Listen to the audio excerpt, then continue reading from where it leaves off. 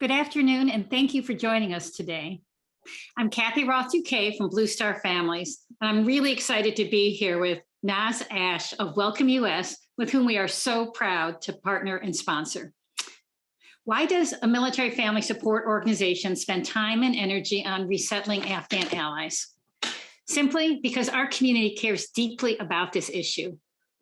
Back in August, as the United States began withdrawing our military from Afghanistan as we ended the war there, we saw an intensity of feeling among our members. So Blue Star Families conducted a pulse poll of you, our military and veteran connected community, to hear what you need and want. Two key takeaways from that survey stated that 77% of all respondents, military, veteran, and their families, agreed that the US has an obligation to help Afghan allies. And already by the first week of September, nearly half of Afghan veterans had already taken action to help Afghan allies. That's an astounding number. 1 week in, almost half had already taken action. I just wanted to emphasize how deeply our community feels about this. So with the leadership of the White Oak Collaborative, we facilitated first a webinar for nonprofit and government organizations to come together and collaborate and better coordinate on helping Afghan allies. I want to say a special thank you to our steering committee who helped to lead the White Oak Collaborative and those who lent their expertise to our Afghan response efforts. This is the steering committee for that first webinar and for our webinar today. Based on demand from our pulse check, we recognize the need to expand our practitioners forum with the White Oak Collaborative to include a town hall for our greater military and veteran connected community. So we are so happy that all of you are joining us here today. Today's expert speakers and panelists will provide the latest updates and information on resettlement efforts and how you can help. We start off this hour with an update from the White House, then an interview with Welcome US, followed by a conversation between Team Rubicon, a leader in this fight, and the Lutheran Immigration and Refugee Service. To round out the hour, Dan Lamont from the Washington Post will lead a panel with Save Our Allies and Hiring Our Heroes. It's our hope that the members of military and veteran connected communities joining us today can find healing and purpose by supporting our Afghan allies as we welcome them to America. So many of you asked your questions and shared your stories in response to registering for our webinar.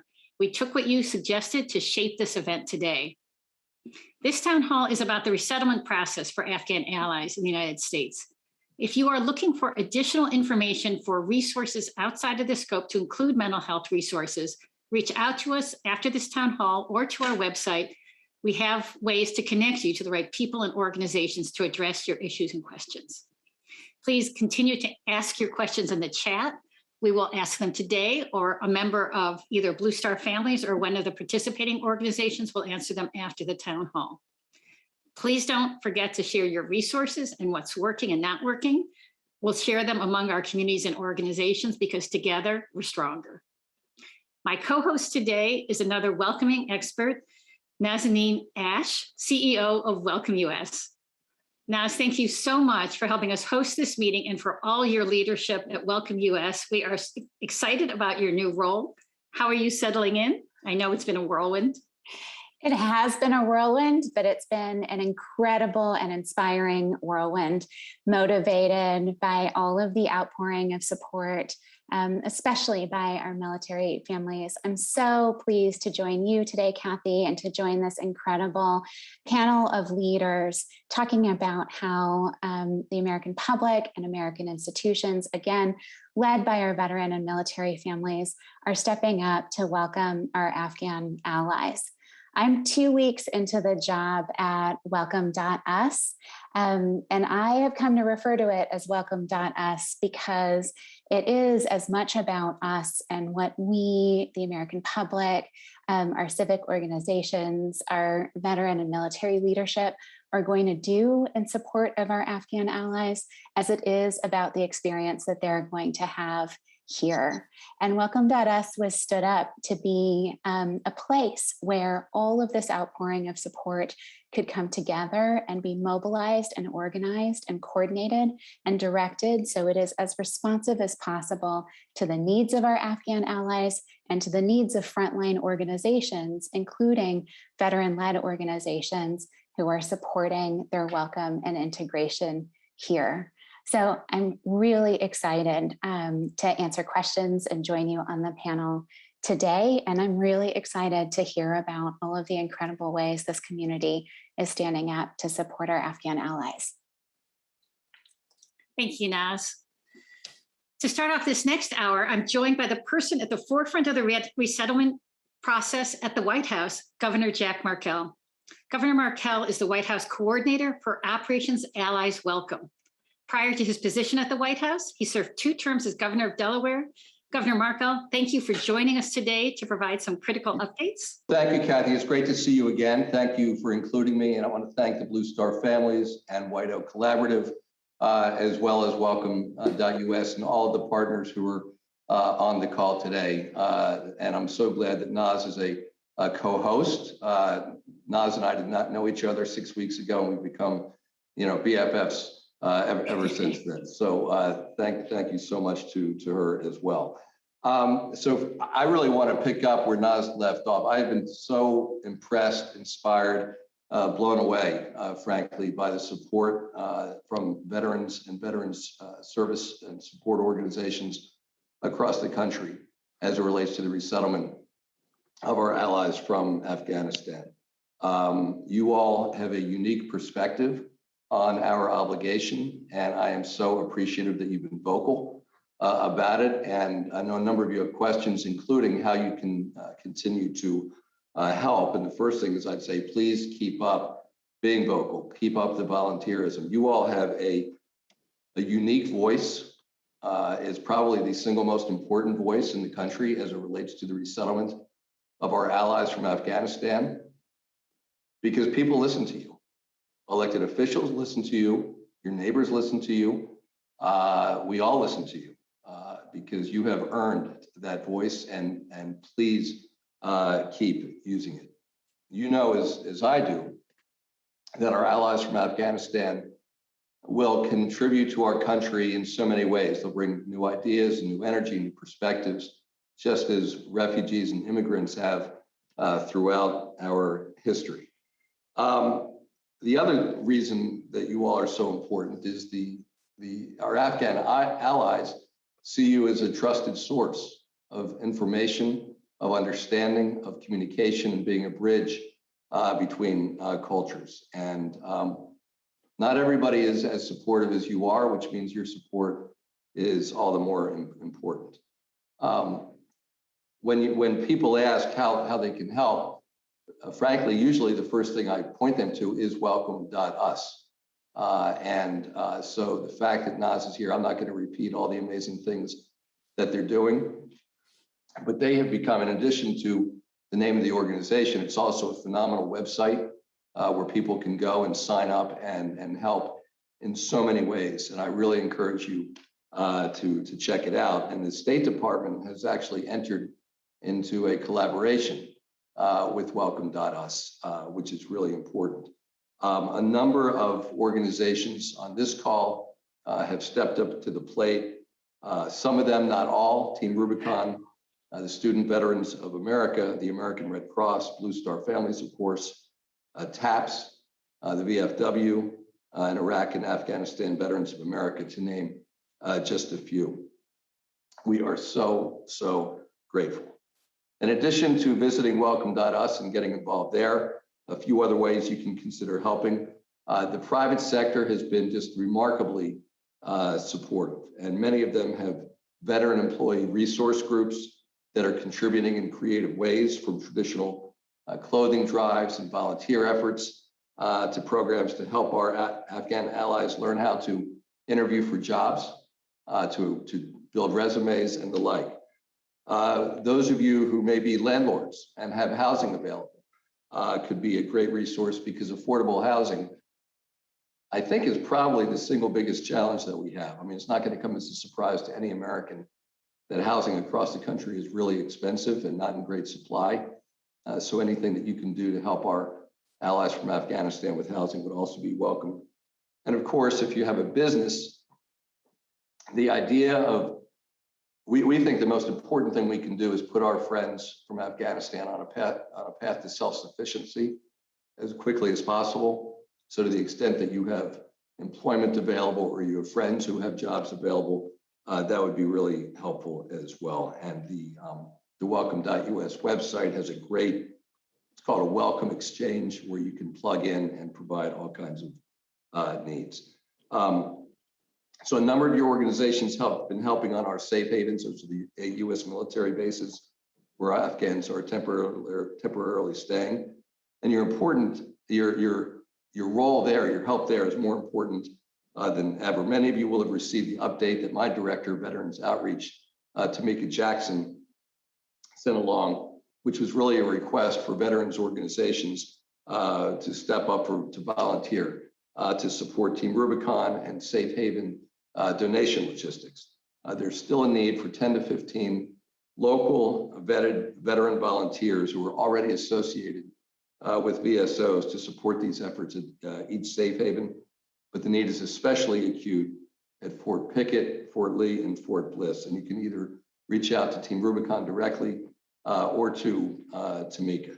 So with that, why don't I stop and just say again, there's just like literally there are no words sufficient to thank the veterans for the incredibly important role you are playing in this resettlement effort. And we are all truly grateful. Thank you, Governor. And I have to say, I appreciate how much your office has leaned into reaching out to the veteran and military serving organizations. And Tamika's just been terrific. We have a couple questions. Do you have time to perhaps answer a few? Yeah. Terrific. I have a military family member in Texas asking about the process for identifying long-term relocation community options. She says, I live in North Texas. How can I identify communities in my area that are options for resettlement and have adequate language support, housing, medical, education, employment, religious support, and so forth? Is there a regional or national POC, and how do I contact them to volunteer? So the way it works is there are 9 national resettlement agencies. For example, the International Rescue Committee is one. There are also ones associated with the Lutheran Church, the Episcopalian Church, the Catholics, and several others. Some are faith-based, but not all of them. They in turn have 200 local affiliates across the country.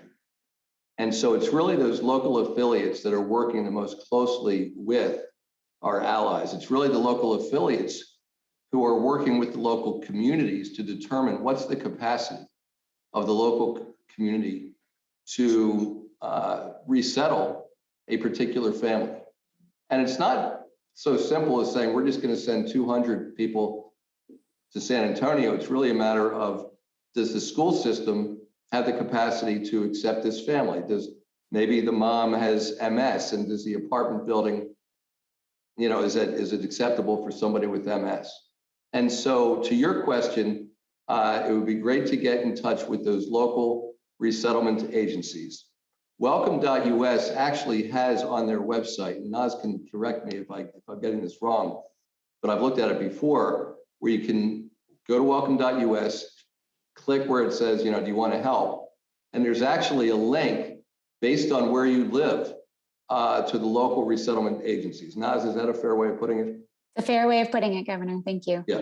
So that would be my recommendation. And by the way, the resettlement agencies can really use the help, because what happened, there actually 5 years ago, there were like 300 of these resettlement agencies, but now there are 200 because there were so few, refugees during, the last several years.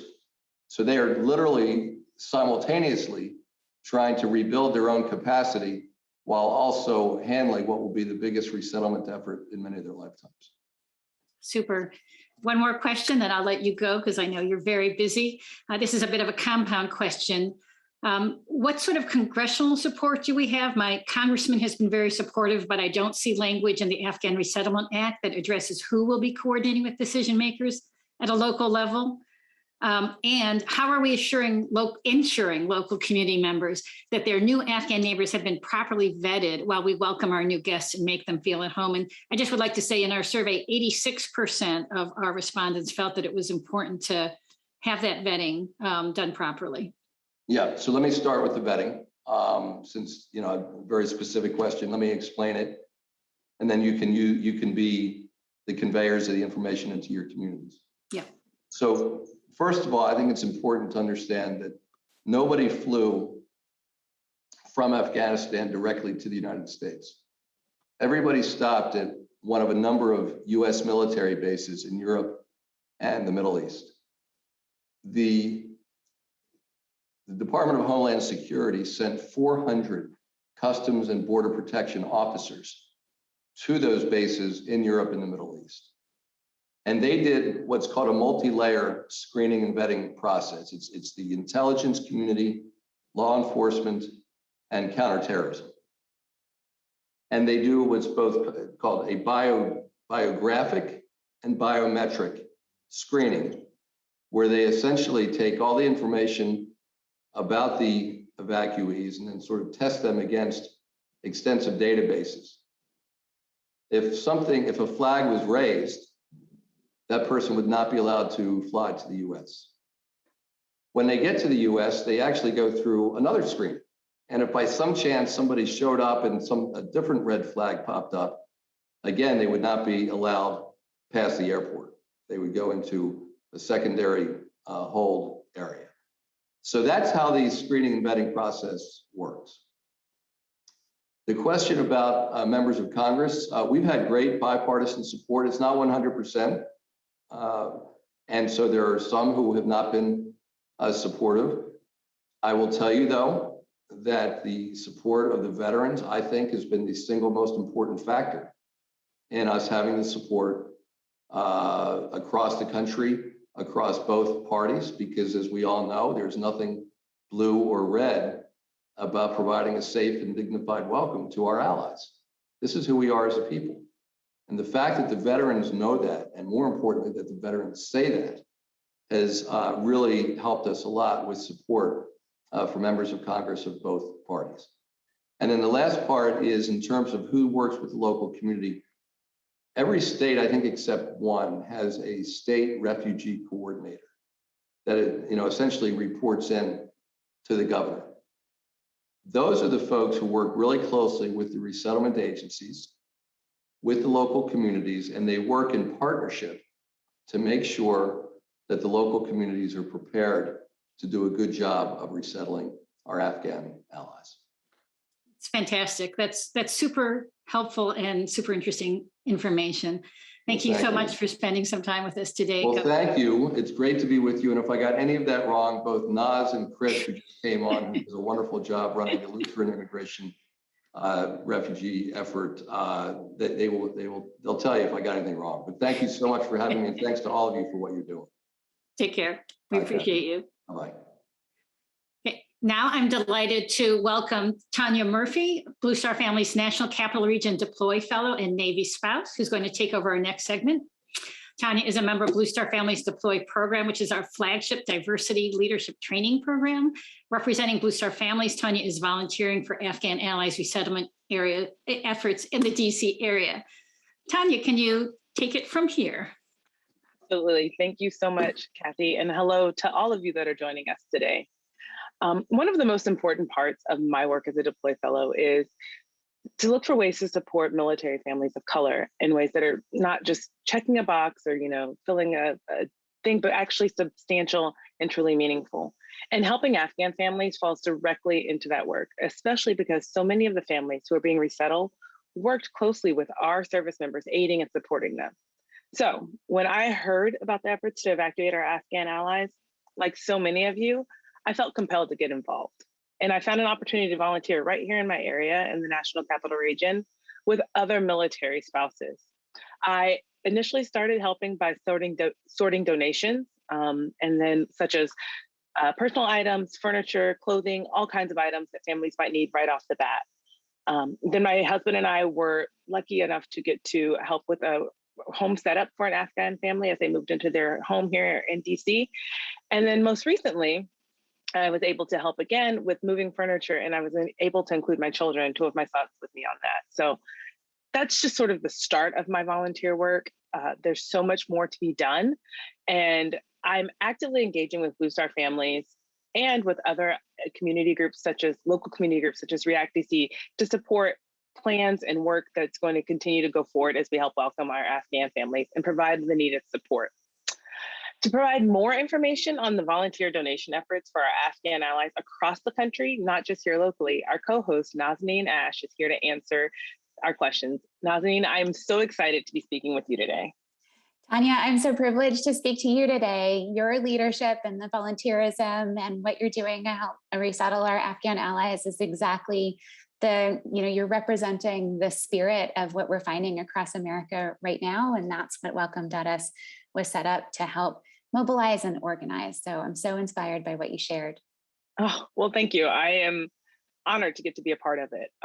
It's very important work. And so I'm glad to get to be a part of it. I know Welcome.us is a really innovative effort and things are moving fast. So what are some of the programs and initiatives that your team is working on? Well, let me place those initiatives in the context of the challenge and the opportunity that we have. So as many of you know, and as Governor Merkel talked about, we're in the midst of something unprecedented. The US government, led by our military leadership under some of the most challenging circumstances, evacuated over 100,000 of our Afghan allies and other Afghans at risk to be now resettled here in the United States. And we're resettling close to 100,000 of our new Afghan neighbors in the span of something like 3 months. And that's on top of a resettlement system that last year resettled just over 10,000 refugees in an entire year. So it gives you the sense of the challenge we're facing in ensuring that our Afghan allies are welcomed, supported, and assisted to rebuild their lives on a scale and a time frame that our country hasn't experienced in at least 4 decades. But within that is a huge opportunity. And that opportunity has been most represented by military families and veterans groups who have been raising their hands to assist, in many cases helping their friends and colleagues rebuild their lives here in the United States. It's such a powerful connection. And as Governor Merkel talked about, and Kathy talked about at the outset, that leadership and the visibility of that leadership and the passion and commitment has mobilized an entire country to help. And that's where Welcome.us comes in. There is such an outpouring of support. There's a need to have a center of gravity to help organize and coordinate and make responsive all of those offers of help, to systematically collect the needs, the urgent needs of our Afghan allies, and to be able to quickly and efficiently connect them with the resources and community organizations who can provide the help. So we host a welcome exchange where resettlement agencies and frontline organizations that are helping to set up our Afghan allies in their new lives here can post for the kinds of goods and services that they need. Tanya, as you were describing, when our new neighbors come to the United States, they have to find an apartment. They have to set that apartment up. They, a huge welcoming gesture is for them to have a hot home-cooked meal on their first night. We need people to meet them at the airport. We need people to help walk through how to register your kids to school, how to take public transportation, how to navigate an employment system, how to sign up for a social security card. These are all of the things that help our new neighbors regain their footing and rebuild their lives here in the US. And these are all opportunities for volunteers to participate. So we're organizing through Welcome.us a place where you can sign up to volunteer, and we can help connect you to frontline organizations that are providing these critical supports. a place where you can see what kinds of needs for basic goods and supplies that our Afghan allies have, and mobilize businesses in your community to respond to those needs. A place where you can find community organizations and other civic institutions that are responding, and find ways to connect and support them directly, including with your donations as well as with your time. That's wonderful, Naz. That is such important work. And I love the scope of it and the depth of it, that it's reaching organizations and individuals. That's really amazing. So when Welcome.us reached out to us at Blue Star Families and the military and veteran connected community almost immediately when you guys got started, why was it important for your organization to engage the military and veteran connected community early on?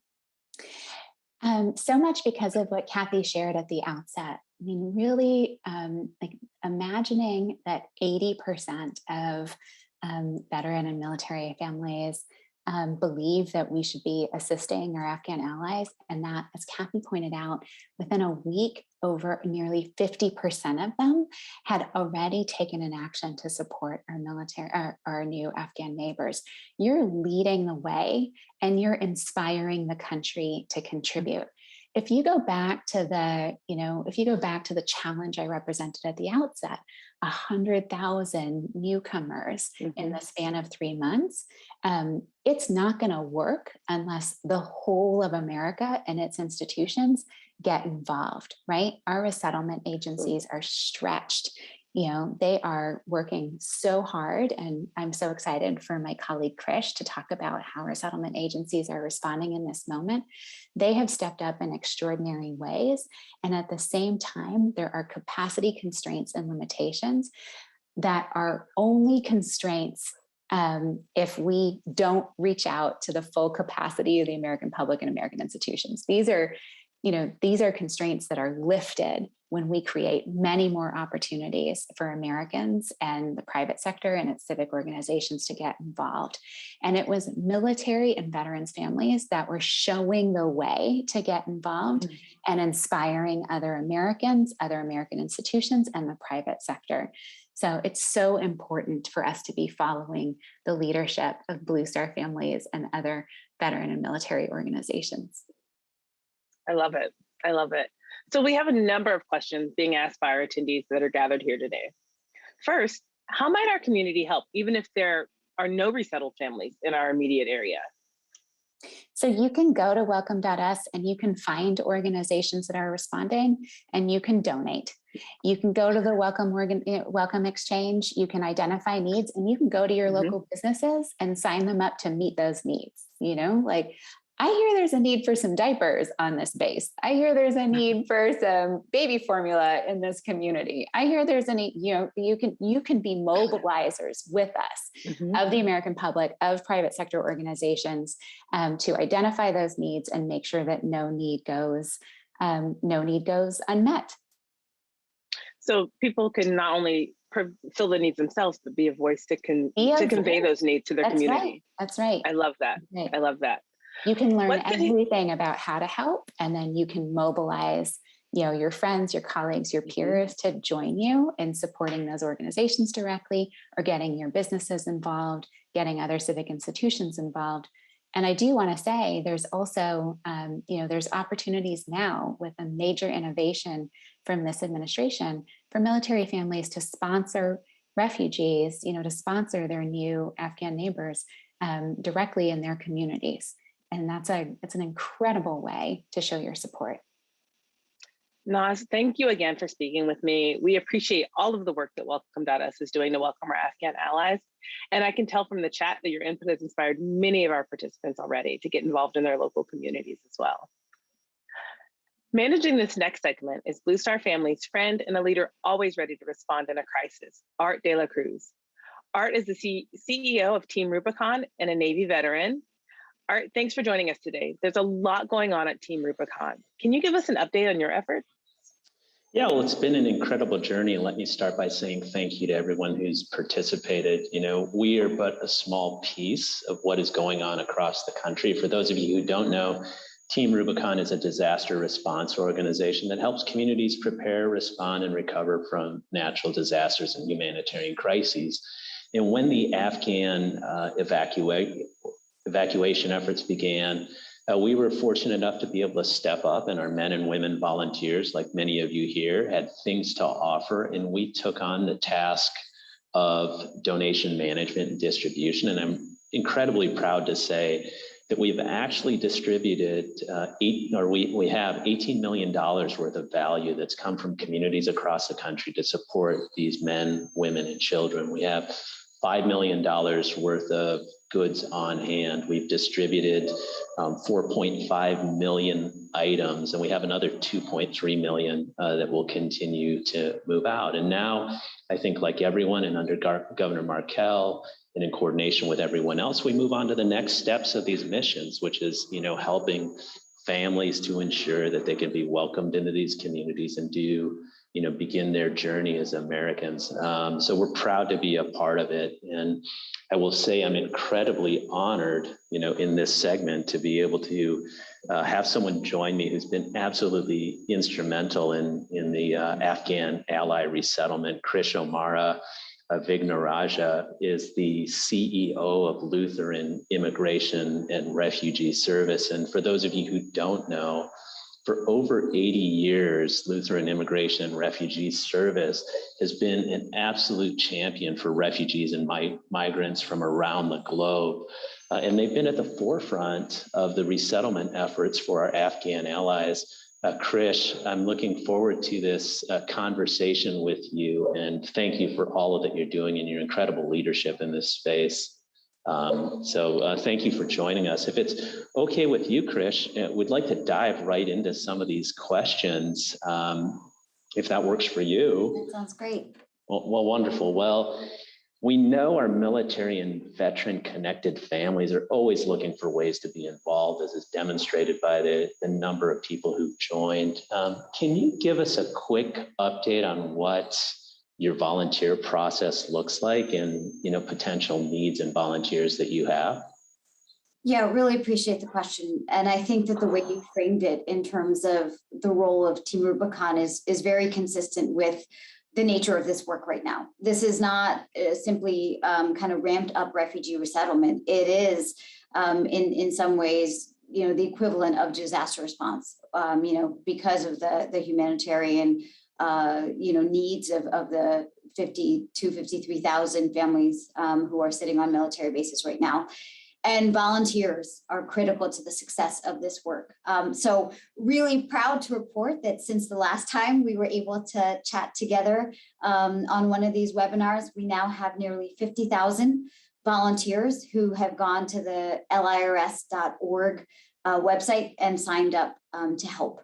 To build the capacity, given that the infrastructure had been decimated over the last few years, it is honestly through public-private partnerships like this that we are going to be able to meet this moment. And I hope not just meet the demands of these families, but really build a broader movement of, supporters around this work of welcome.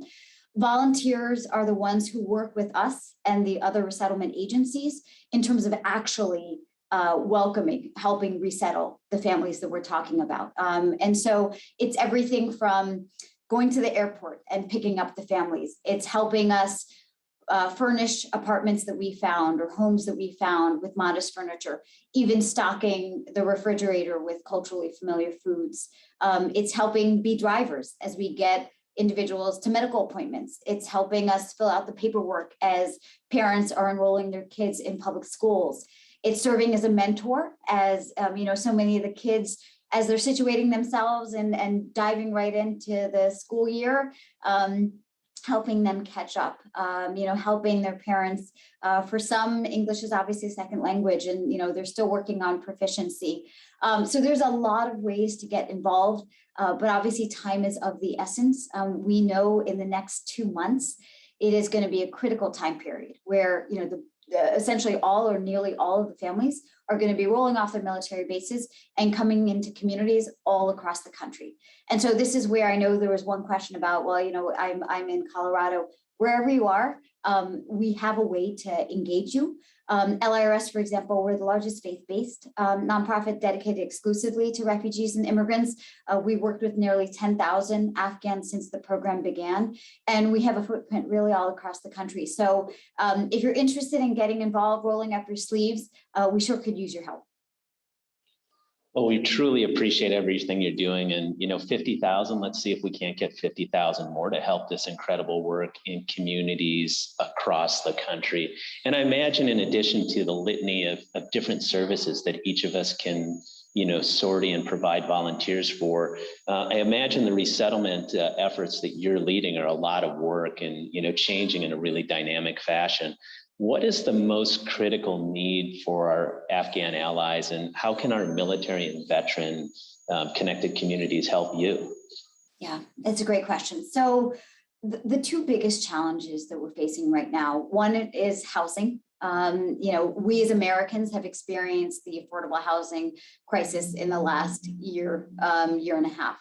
And so imagine approaching this as an Afghan family. You have no nest egg, you have no guaranteed income because you're still, situating yourselves and trying to lock in that first job. And so what we're trying to work on is figuring out if there's any housing inventory that we can use. It's been amazing how Americans have not just figuratively, but literally opened up their homes to these families. So if you have especially independent housing that you may have access to, please reach out to us. You can go to the lirs.org website and you can indicate that you have either, a apartment above the garage, or maybe you have a couple bedrooms in your house. That is going to be hugely helpful.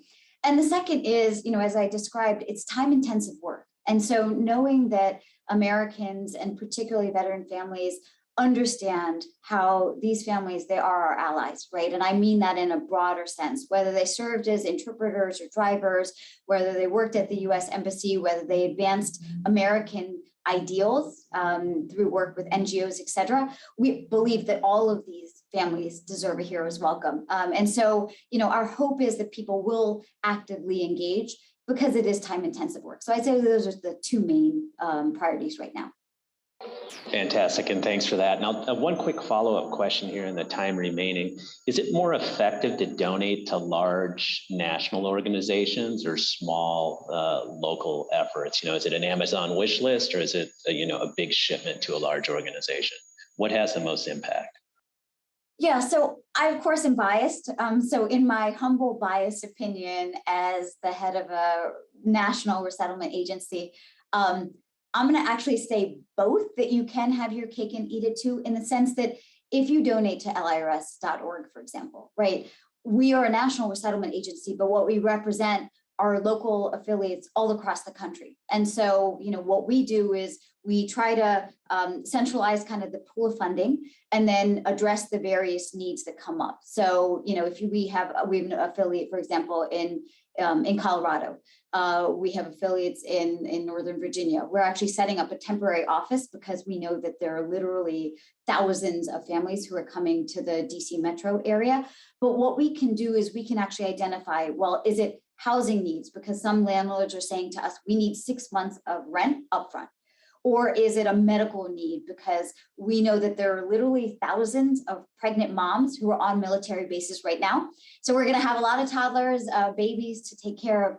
But the virtue of a national network like LIRS is that when you donate to us, that funding is going to the local affiliates. But what we can try to do is identify where are the most critical needs, where are families going, where are their housing shortages, where are their medical needs, where are their unaccompanied children. We are one of the agencies that works with the unaccompanied children. And so they have started to come into our custody and care. But as we meet that need as well, we'll be able to kind of direct the resources to where the greatest need is.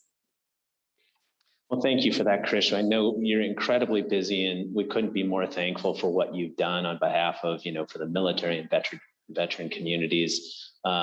We know your heart and the direction that you're taking the organization truly benefits our Afghan allies. Now for this next segment, I'd like to turn things over to a close friend, Dan, to lead a robust conversation on some of our other military and veteran connected partners leading resettlement efforts. For those of you who don't know, Dan covers national security for the Washington Post, which you may have heard of, with an emphasis on the Pentagon and the US military. And over the course of his tenure, he's joined many of us across the field. He's embedded with the US troops in Afghanistan multiple times. Dan, over to you to take it away. Thanks very much, Art. I appreciate the introduction.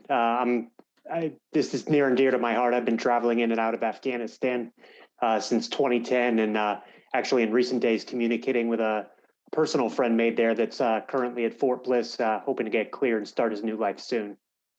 I have the privilege today of speaking with Sarah Verardo, CEO of the Independence Fund and co-founder and board member of Save Our Allies.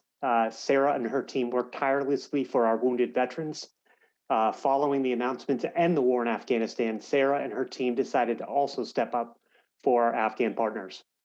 We're also joined by Eric Eversole, president of Hiring Our Heroes at the U.S. Chamber of Commerce Foundation. Eric and his team connect the military community, service members, spouses, veterans, and others with the American businesses to create economic opportunities and a strong and varied workforce. In recent months, they have been leading career and job efforts on military installations for our Afghan allies. Sarah and Eric, thank you both for joining me today. Thanks for having us. Absolutely. We have quite a few questions in, so I'm actually going to jump right into them. As a starting point, one question that came up said, I am an owner of a learning center. I want to do more to help. How can local businesses, small businesses, help when it comes to organizations and getting involved in resettlement opportunities in their home communities? Thanks. Well, Dan, thanks for that question. I'll just quickly say, I tell all the small businesses across the country that the work that the resettlement agencies are doing right now, marshaling all the resources, helping to welcome our Afghan allies into the communities is really the tip of the spear when it comes to those opportunities that exist in those communities, especially for small and medium-sized business owners. So the thing I would tell them is, as the governor was talking about earlier, you really need to connect with those local resettlement agencies. Welcome.us has done a great job of creating that heat map out there. And as our Afghan allies come into these communities, help them understand what types of opportunities you have and be willing to move as quickly as humanly possible, because they're going to need those economic opportunities, as well as the leeway to get all the other things in their lives figured out in very short order. So that's what I would say is, welcome.us, great heat map on this, and look at those resettlement agencies. I'll jump in and echo that. What's been so rewarding to see as our Afghan allies are resettled throughout the country, these businesses that do want to step forward and welcome them into the community. So we are based in North Carolina, and we had the honor within the last couple of weeks of welcoming a lot of these families to North Carolina. And I was so encouraged, specifically when we hear about the Learning Center, to hear from preschools, because of course, some of the elementary and older age children are eligible to enroll in the public schools, but many preschools are entirely privately funded. And so we've connected with great preschools that have said, we have a strong heart, or we're veteran owned, and we want to bring these allies into our preschool at no charge to the families. So I would also really encourage learning centers to look at it from that point of view, something that cannot be covered by these wonderful resettlement agencies who are doing so much, but they can't do it alone. And this is something for that younger population that we can all do to help. We've heard that Save Our Allies is helping with infant needs, diapers, wipes, formula, things of that sort. What is the status of the supply chain? I know we're all paying attention to that, and I know it's been troubled in a number of ways. It is the process, of course. This is wanting to get these supplies on the bases as quickly as possible. Sometimes we have the supplies there, and then they do have to go through the DoD and DHS process of actually getting the supplies from not only being on the bases, but then to the Afghan guests that are temporarily resettled there. So the Independence Fund and Save Our Allies, we've collected more than 40,000 pounds of goods, including cases upon cases and pallets of diapers and baby formula. That need seems to be endless. And of course, we've been really encouraged again by private individuals having this great grassroots momentum for our Afghan allies, hosting events at their schools, their churches, their businesses, encouraging people to just bring 1 can of infant formula. And so the Independence Fund, we are collecting those items out of our Charlotte headquarters or working with trucking partners to pick them up throughout the country and then get them to our partners at Save Our Allies, because Save Our Allies is in place at 8 of the safe harbor locations. So all of the safe harbor locations across the US, as the Red Cross did an amazing job and they had to sunset their efforts at the end of September. Save Our Allies stepped in to backfill as much as we can from such a just incredible organization and large as the Red Cross is. And so we are relying heavily on community partners because, even just a few minutes ago, I'm getting calls that there are newborn babies without bassinets. And so how can we get that to the babies? We have to go through the right process of having those goods checked in to DoD, but we've got great community partners that are helping us get there. What is the Independence Line and how is it assisting in all of the process? The Independence Line was stood up between the Independence Fund and Loyal Source, and that's staffed 7 days a week, 8 a.m. to midnight Eastern time. And what that does is it's anybody impacted by Afghanistan. So the Independence Fund serves veterans and their families. And I know, for me, my husband suffered catastrophic and life-changing injuries in Afghanistan just over a decade ago. And watching Afghanistan fall was absolutely gut-wrenching, and having to explain that to my husband in a way that he could understand with such a severe traumatic brain injury. And I know that other families like ours felt that same pain point, and especially, and then you add in Gold Star families and also our Afghan allies. So the Independence Line helps anyone that's impacted. It may be a mother calling and saying her son served in Afghanistan 15 years ago and needs help with mental health treatment right now and a recommendation.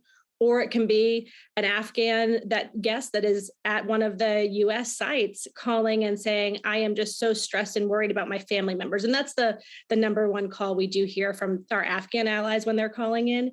But we are able to, our casework clinical team, which is powered by Loyal Source, is able to connect with the appropriate resources in the community for all things impacted by Afghanistan. Thank you. With Hiring Our Heroes, many of us have heard of the program. We know how it helps veterans. It's been adapted for Afghans now as well. Can you explain how that's working and what do you need to make it work better? Yeah, I will tell you, and Dan, that's a great question. I will tell you what I told my chief staff, Mona Dexter, as we were driving up to Fort Dix and then on the way back, that we went up with one plan and literally threw that out the window on the way back, because what's happening on the ground is much different than I think how we envision these employment efforts. And so the first thing that we really felt like we needed to do, not only at Fort Dix, but all of the safe harbors, was really take a step back and meet our Afghan guests where they are in the process. They all understand the importance of employment to their resettlement process. They all get that, and they're all eager for information, but many of them don't understand things about the American workforce, industry, and opportunity, and how they make selections as to where they want to resettle based on those opportunities that they're most interested in. Now, they don't have 100% choice on that, but when they start thinking about, these jobs and these opportunities, it gives them a different perspective, so that, the hope is that they're not simply getting to these communities and taking whatever's offered to them, but they're actually being more proactive, thinking about their resume now, thinking about their LinkedIn profiles. And I will tell you, it's a great feeling when you start seeing our Afghan allies start to make LinkedIn requests to you, because they're starting to understand what that American workforce looks like. And so it's not just going to be a handout for them.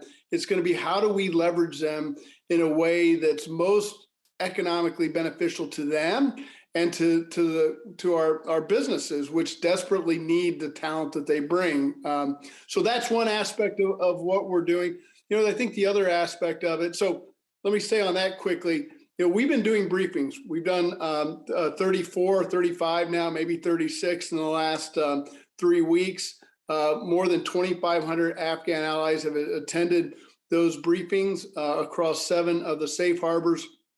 And they're absorbing all kinds of information, just about what the American workforce looks like. That's really phase 1. We are now segueing into phase 2, which is now we're going to start bringing in larger employers that are going to talk broadly about the industries and opportunities. We're still not quite at the point of hiring, at least for the ones that don't yet have their work authorization or their resettlement package, the assurance process set. But we're getting employers in there. So again, they can start thinking about, if I want to work in this warehouse, this is what I need to think about. Or if I want to transfer these skills from Afghanistan to, yes, these are the things we need to think about. So that's kind of phase 1 and phase 2. We're quickly moving into phase 2 on these bases. On the employer side, we're trying to level set expectations, quite honestly, because the groundswell of incredible support from the American business community has been second to none. It has been fantastic, but we also have to help them understand, this isn't just about empty job requisition and I'm bringing someone in and filling that job. This is about bringing them into their communities, making sure that things like housing, that they can help with things like that, education, and all the support that they're going to need, and immigration support long term. That's going to make this, the type of transition, resettlement that they need, and we want them to have. So for companies, don't think about just hiring one person. Think about 5 or 6, right? So that they can bring their communities with them. Think about what other support and services they're going to need. And don't view this as just some transactional opportunity, but this is part of your family and your community, and you have to treat it like that. When it comes to businesses, small businesses, obviously there's large businesses that may have interest as well. What are you seeing? Where are businesses expressing interest, and how do regular folks get involved trying to assist with that? Yeah. Every sector of the American business is looking for employees that want to work hard and can do the job. And the business community, but we've seen transportation, major trucking companies that are really, desperate for drivers to supply, to work on some of these supply chain issues. We're trying to help work on some CDL licenses for some of our guests as well. But industry wide, we're seeing this tremendous, and big and small, seeing this really tremendous amount of support. I think, for most companies that are especially thinking about, opportunities in their local communities, I would, again, reach out to those resettlement agencies. There was, some big news that, that came out here in the last week or so about the opportunities that we could help resettle if we can bring a group of people and communities together. And I would connect with those, those local grassroots efforts. I mean, what Kathy's doing with Blue Star Families and really marshaling those efforts and welcome.us, those things are really going to be really impactful at that grassroots level. So what I would tell companies is, look, we're not just posting a job and kind of forgetting about it. We're going to have to kind of re-engage and be fluid because the process is relatively fluid right now. And I don't have all the answers, but, we need companies to be in this for the long haul. Perhaps all the answers are not there, but just in terms of, I don't know, red tape can be a tense term, but what's the process right now in terms of just pushing through some of the requirements, the documents, things that you are aware of at this point? Yeah.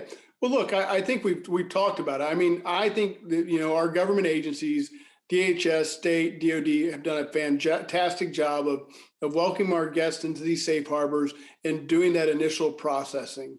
And they're, a lot of guests are mostly through that process, waiting for their paperwork and waiting for what is the next step, which is a resettlement process. So they have their assurance. and they're just waiting for the resettlement process. You know, as been explained, I mean, we went from 300 of these resettlement agencies down to 200. And so there are some real challenges, but I know that, you know, the administration is working very aggressively to find answers to that. I do think part of the solution set is to engage other organizations and community leaders to kind of help bring this process to this end process to bear. But I will tell you that, you know, from what I've seen on the installations of these safe harbors, you know, our military folks and our DHS and state and all of our organizations are really doing a tremendous job of getting the processing done. It's just going to take some time to, you know, because again, this isn't just, you know, put them on a plane and say, okay, well, we've resettled them. It is, you know, about reintegrating them into communities so that it's a successful resettlement. Okay. Sarah and Eric, thank you both for joining us. Appreciate your insights. Appreciate all the work you've been doing. Thanks for having Absolutely. us. Thank you very much. Thank you, Blue Star families. You guys are doing incredible work. Thank you.